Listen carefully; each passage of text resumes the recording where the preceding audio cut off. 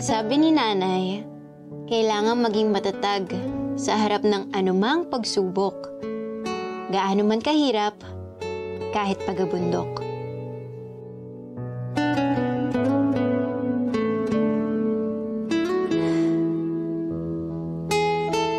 Huwag kang mamuntong hininga.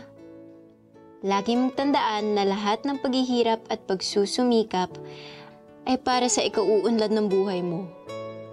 Magpursige ka para sa sarili mo. Iyan ang laging payo ni nanay. Huwag ho kayong mag-alala, Nay. Yung mga payo nyo na lang ho yung pinanghahawakan ko mula noong lumuwas ako pa Maynila. Hinding-hindi ko ho nakakalimutan na para sa ikauunlad ko yung mga payo ninyo.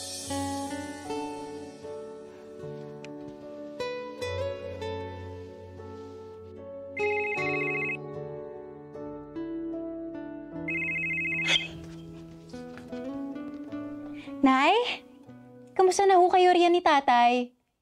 Yung kalabaw ko ho, malaki na ho ba? Liway, nakasabay padala mong pera, ha? Bakit nakakalimutan mo kung bakit ka namin inutang ng pamasahe pa Maynila? Ay, Nay, hindi ho. Kasi di ba tinawagan niyo ho ako kahapon at gaya ho ng sabi ko, maliliit daw ho yung sahod ko ayon kay Doña Lavinia. Aba, pakisabi dyan sa amo mo, may karapatan din naman kaming makakain ng masasarap, no? Huwag ho kayo mag-alala, Nay. Pag-uwi ho ni Doña Lavinia, ipapaalala ko ho agad sa kanya yung sahod ko. Siguraduhin mo, ha? Oo, Nay. Opo. Pangako sa'yo.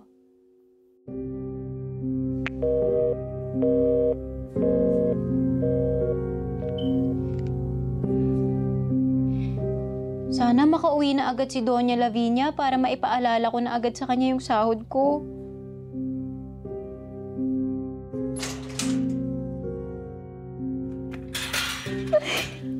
Mukhang sinagot na nga ng langit ang panalangin ko.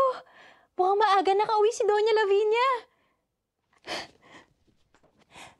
Doña Lavinia, buti ho nakauwi kayo ng ligtas at maaga.